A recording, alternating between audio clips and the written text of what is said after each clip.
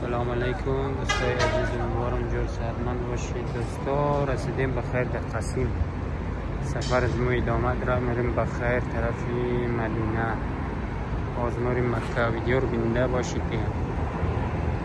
رسیدیم اینجا در سحری بخیر.